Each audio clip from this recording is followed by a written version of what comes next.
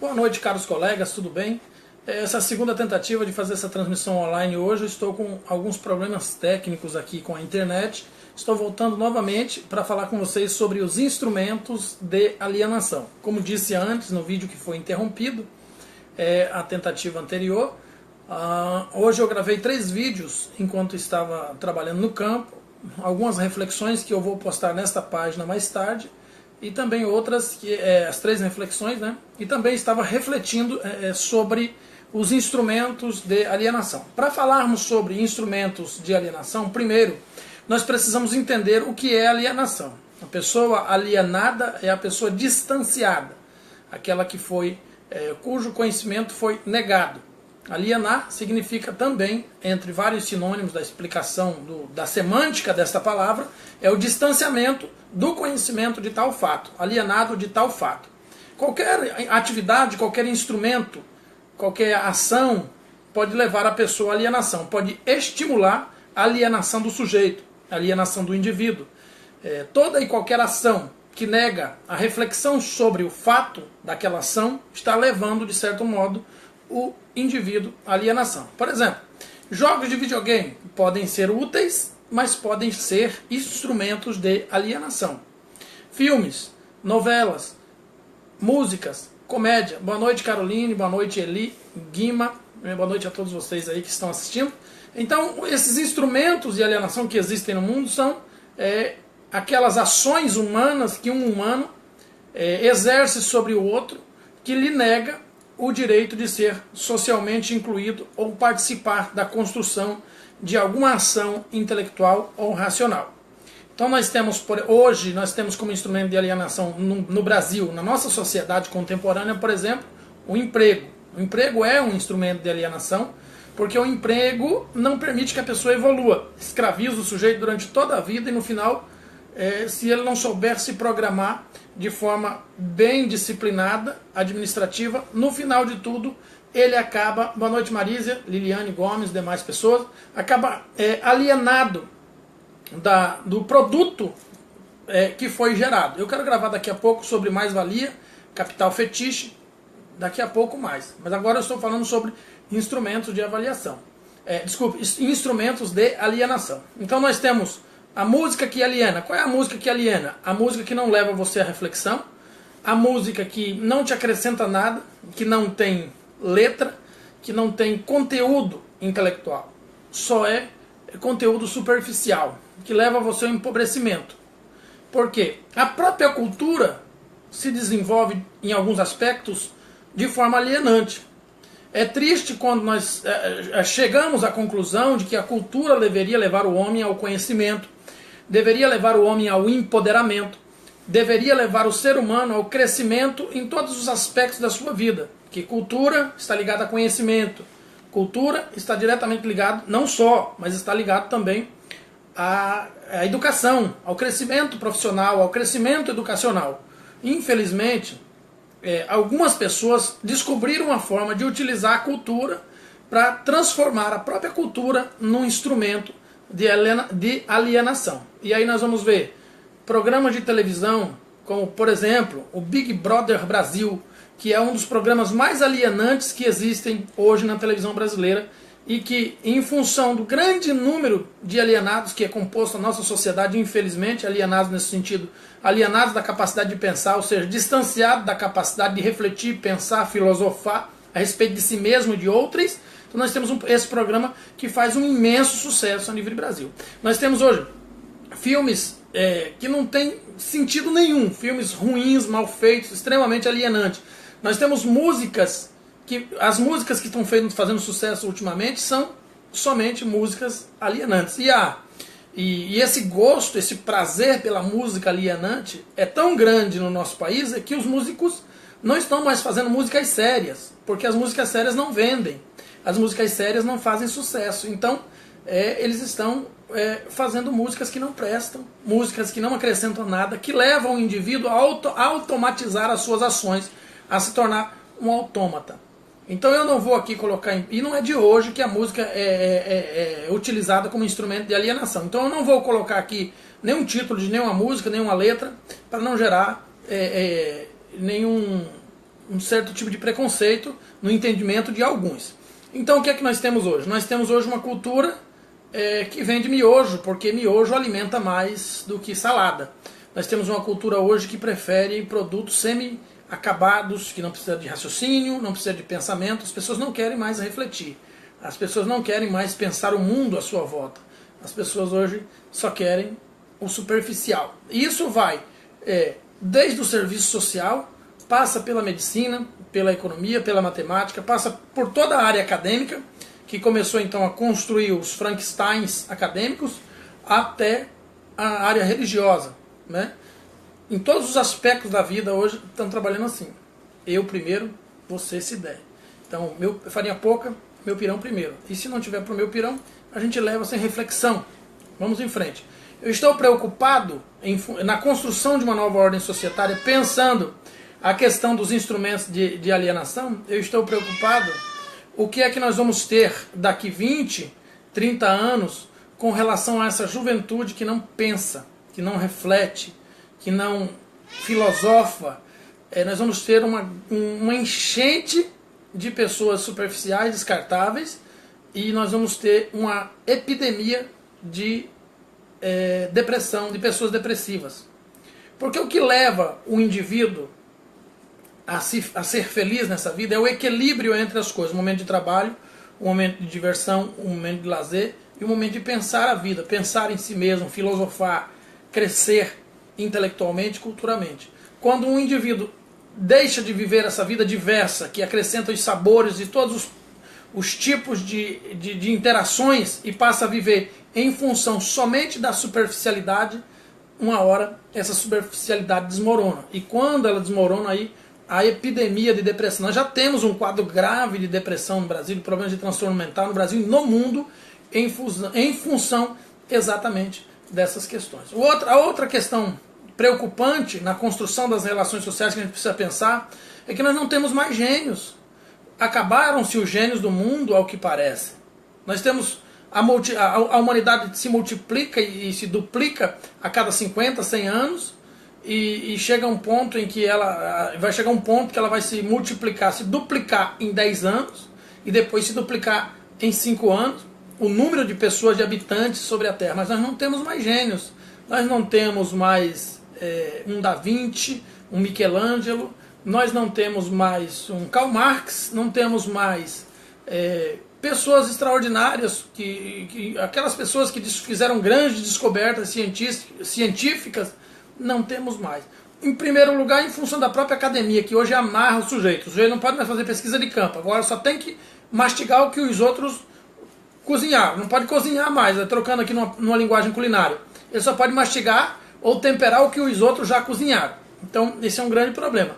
O segundo problema é que a própria educação está desincentivando o crescimento cultural das crianças, lá desde a educação infantil, tratando as crianças como se fossem aquele casulo da borboleta que foi ajudado a sair do casulo e depois não soube mais como voar. Eu me pergunto, onde é que estão os gênios?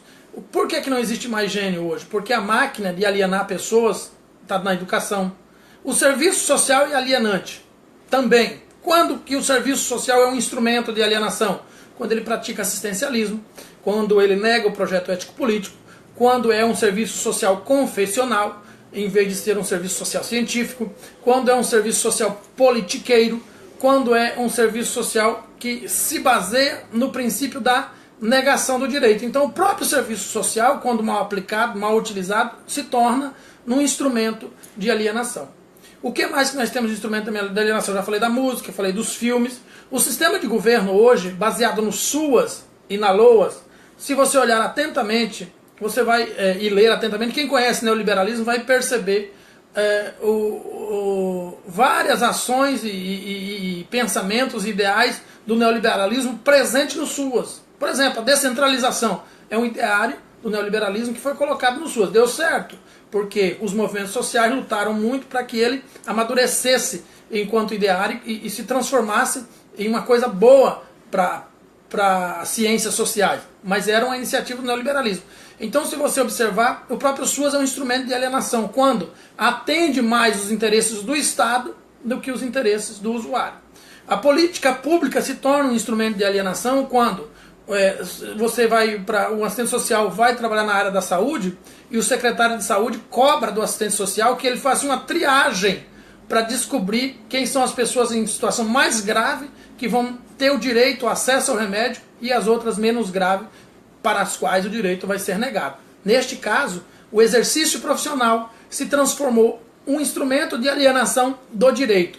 Mas a alienação, ela não está ligada só à questão do direito social, né? A alienação, quando existe a alienação da identidade, a alienação dos direitos sociais, a alienação dos direitos civis e a alienação dos direitos políticos.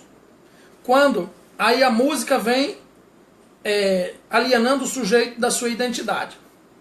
O sistema público vem alienando o sujeito dos seus direitos sociais, civis e políticos.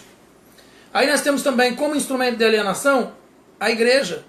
A igreja, a religião no Brasil e no mundo, ela deveria ser, tem por obrigação de ser o remédio para a humanidade, nos aspectos de fé, de crença, de conversão.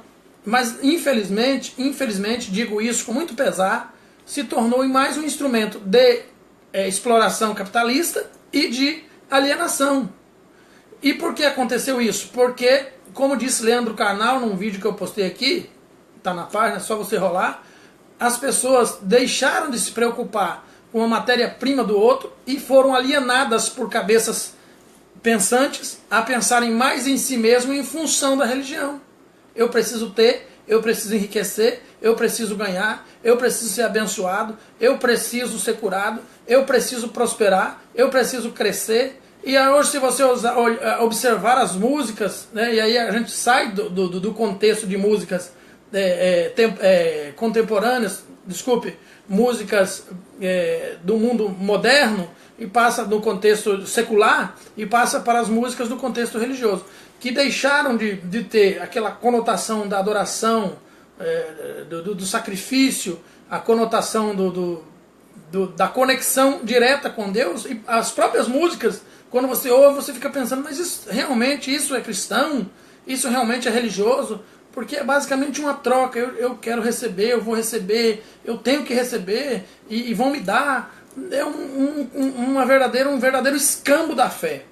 Isso são princípios de alienação que se manifestam em todos os aspectos da vida.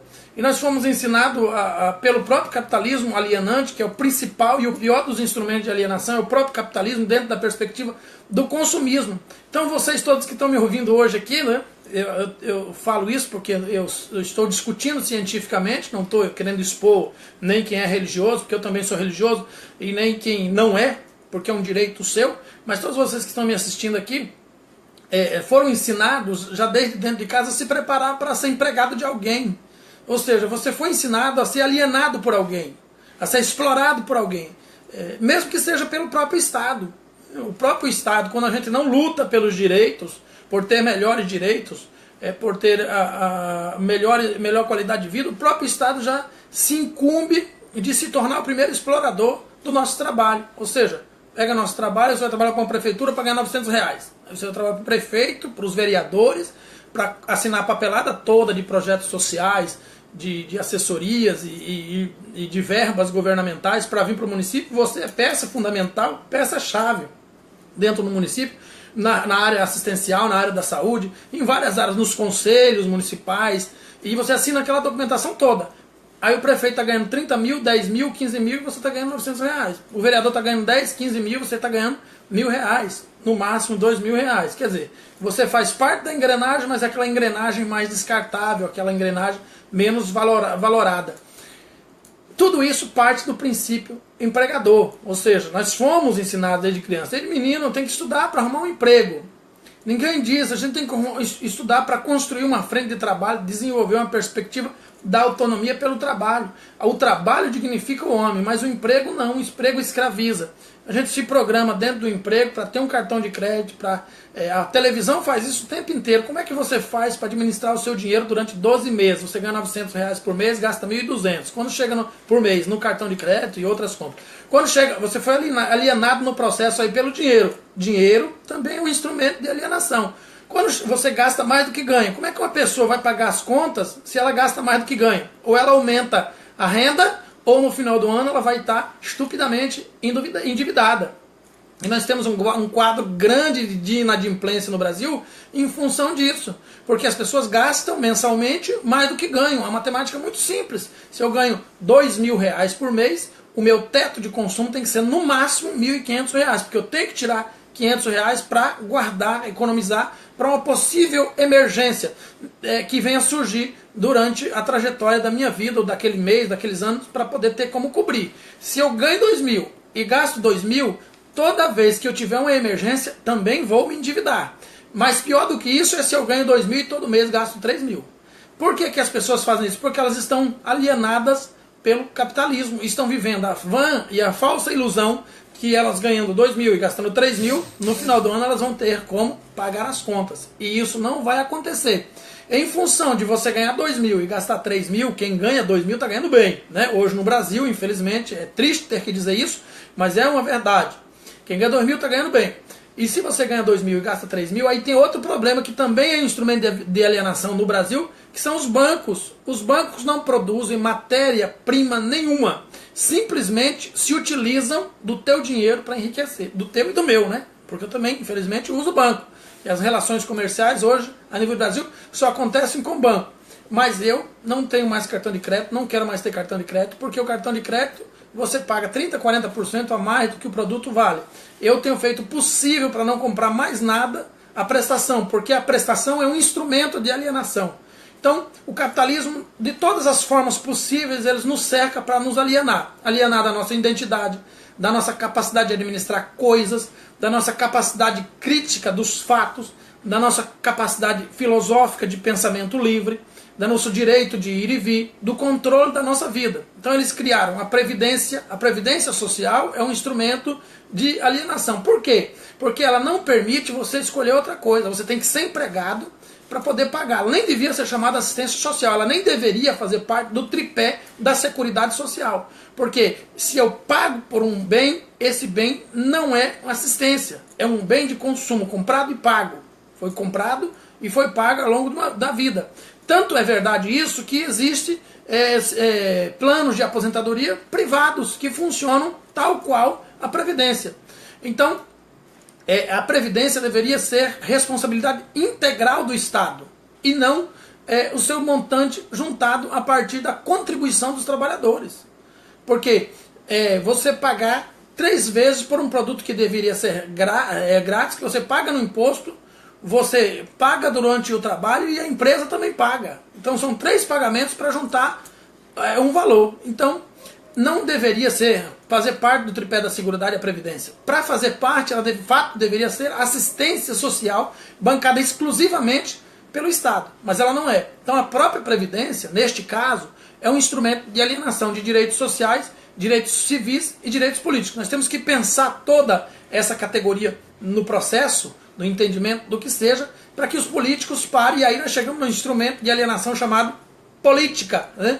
Que hoje é o maior instrumento, um dos maiores instrumentos de alienação nos aspectos dos direitos políticos. Nós estamos falando aqui, direitos civis, vai estar disponível sim, Fernanda, direitos civis, direitos políticos e direitos sociais. Então, a política é um instrumento de alienação. Gente que se acha inteligente vai para a internet e começa a observar o movimento Brasil Livre, Francisquinho de Curitiba, Sérgio Moro não sei de onde, várias páginas, partido não sei o que, e aí coleta essas informações deturpadas, manipuladas que existem lá e sai publicando no Facebook como se fosse verdade, e compra briga em função daquilo como se fosse verdade.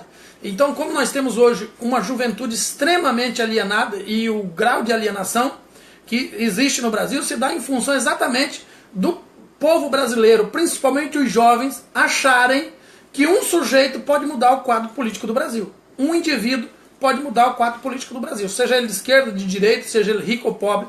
O maior engano que uma população pode cometer é achar que existe a possibilidade de uma pessoa mudar um país, sendo político.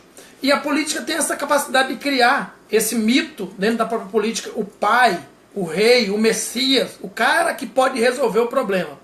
Todos nós sabemos que são 513 deputados, 81 senadores, 15 mil promotores, 15 mil juízes, Ministério Público, Judiciário, Executivo e Legislativo. E, acima de tudo, mais de 200 milhões de pessoas que são os brasileiros. Esse é o quadro político do Brasil. Mas na mentalidade dos que foram alienados pelo sistema político brasileiro, só existe o cara. É aquele, seja ele o da direita ou seja ele o da esquerda. Esse cara vai mudar o Brasil. Eu sou votante, não abro mão do meu direito de votar, vou continuar votando, não vou me assumir a postura ignóbil de dizer que sou apartidário ou apolítico, que é pior ainda. O cara até pode ser apartidário, mas eu não sou. Não revelo aí a minha ascendência, vamos assim dizer, mas eu sou político e não vou abrir mão disso, porque a minha profissão é uma profissão política, o serviço social é uma profissão política. Então quando eu vejo um assistente social dizendo eu sou assistente social, mas sou apolítico, para mim ele não passa de um sujeito que foi alienado no processo. Ele se permitiu se alienar em função da desesperança gerada pelo descrédito plantado por ele e por outros. Então o sistema político aliena o sujeito hoje. Não sei se vocês lembram de um referendo que o povo, que até hoje é conhecido como referendo do desarmamento. Não sei se vocês ainda lembram-se desse referendo. Aconteceu no Brasil um referendo. Este referendo dizia a respeito, era um referendo para proibir a comercialização e a fabricação de armas de fogo no Brasil. Inclusive foi questão de concurso em várias áreas no Brasil. Então diz assim, a proibição da fabricação e comercialização das armas de fogo. Os partidos políticos, tanto de um lado quanto de outro, criaram a celeuma na sociedade e esse referendo se transformou a proibição do porte de arma de fogo. Era isso que quem votou, se eu sou a favor ou sou contra as armas de fogo no Brasil. Então o que é que acontece? Os partidos políticos confundiram as pessoas de tal ponto que ninguém entendeu. O Estatuto do Desarmamento, nessa época, já fazia 6 meses que tinha sido aprovado. Ou seja, a lei do desarmamento já estava aprovada. O que estava em voga nesse estatuto, nesse referendo, que era o referendo que ficou conhecido como referendo de desarmamento, era apenas a proibição da fabricação e comercialização de armas de fogo no Brasil. O que foi extremamente prejudicial para o país. Porque nesse caso, as armas de fogo que seriam fabricadas no Brasil, até para uso da segurança pública, teriam que vir de outro país. Onde é que mentalidade é essa que um país não pode ter uma fábrica de arma de fogo? E a segurança pública? E o exército? Aí o país vai ficar refém de outro país? Então, mas como os partidos políticos, quer seja de esquerda, quer seja de direita, são instrumentos de alienação em massa e através da mídia, e nós vamos chegar lá agora, eles conseguiram alienar as pessoas. A mídia era para ser um dos profetas da verdade, né, do sistema atual, da conjuntura atual, era para fazer parte da construção informativa das pessoas, para formar o sujeito no entendimento da sociedade, das políticas e da cidadania. Infelizmente se transformou num instrumento de alienação, para não pagar impostos, em função da própria concorrência entre uma emissora e outra. Então hoje eles pegam uma notícia de um jeito e constroem uma frase semântica em torno da notícia que muda totalmente o contexto da notícia. Então a mídia se tornou um instrumento de alienação porque ela está escolhendo um lado. Ela deveria ser imparcial, ela está escolhendo um lado. E quando a mídia escolhe um lado, todo o país é prejudicado. Porque a mídia, a mídia, o jornalismo tem que ser extremamente imparcial, mostrar os fatos sem esconder o lado, que é para o povo conhecer o fato e não servir de instrumento político para A ou B. Dependendo da circunstância, eu toco a música que me render mais, é aquela que eu vou dançar. Aquele partido que me beneficiar mais com liminares e concessões relacionadas aos impostos, é esse que eu vou seguir, é esse que eu vou defender, esse ideário que eu vou defender. Instrumentos de alienação no Brasil, ainda falando, a justiça brasileira, infelizmente, principalmente o judiciário, se transformou num verdadeiro palco, numa verdadeira patota, num verdadeiro circo.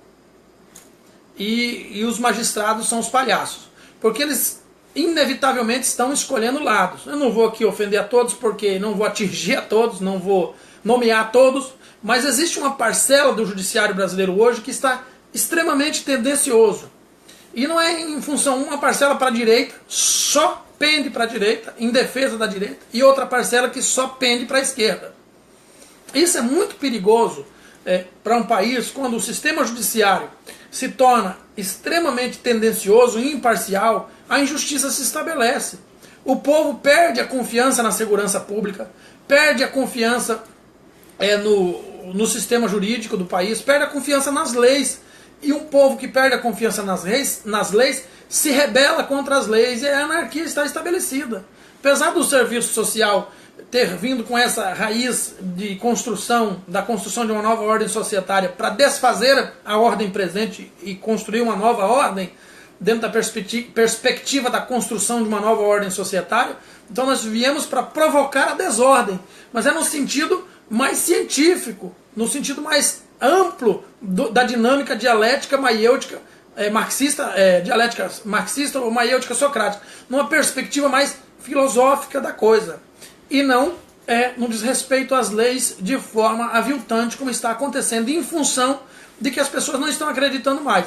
Então o que é que a alienação está fazendo com as pessoas? As pessoas já deixaram de acreditar na política, as pessoas já estão deixando de acreditar no esporte, porque a gente está percebendo que o esporte também se transformou em instrumento de alienação, de compra e venda de favores.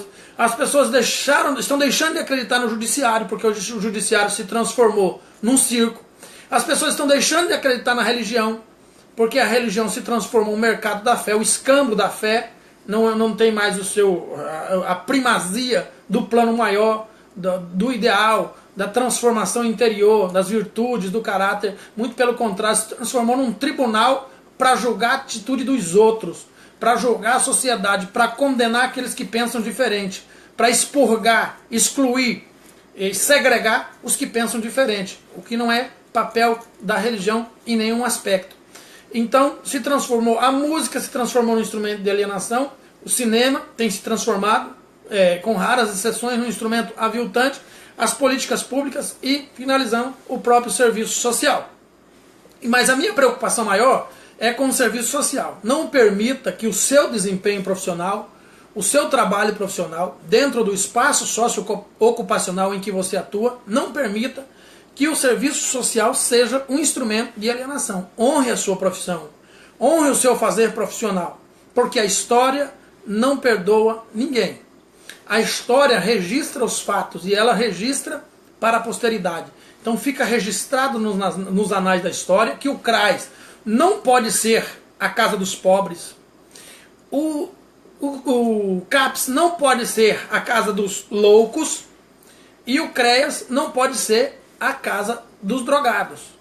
Há de haver um processo interventivo que gere sucesso dentro da perspectiva de impactos sociais positivos com essa população usuária desses instrumentos, desses equipamentos das políticas públicas. Porque do contrário, nós nos tornaremos, o CRAS vai se tornar também a casa dos pobres e um instrumento de alienação. O CREAS vai se tornar a casa dos drogados e um instrumento de alienação. E o CAPS vai se tornar a casa dos loucos e mais um instrumento de alienação. Infelizmente, em muitos casos, em função de incompetência profissional, má formação do quadro da equipe que trabalha nessas instituições, politicagem e politiqueiros incluídos dentro dos processos de atendimento, mas principalmente, e como nós estamos falando do serviço social aqui, violação do projeto ético-político dentro do comportamento, das atitudes, das ações e intervenções profissionais. E isso tem acontecido em muitos lugares do Brasil e a gente vê constantemente nos noticiários. Um CRAS ineficiente que fica fechado das quatro portas e não sai em busca do atendimento. Um Estado que não financia adequadamente o CRAS para que ele funcione enquanto um equipamento efetivo.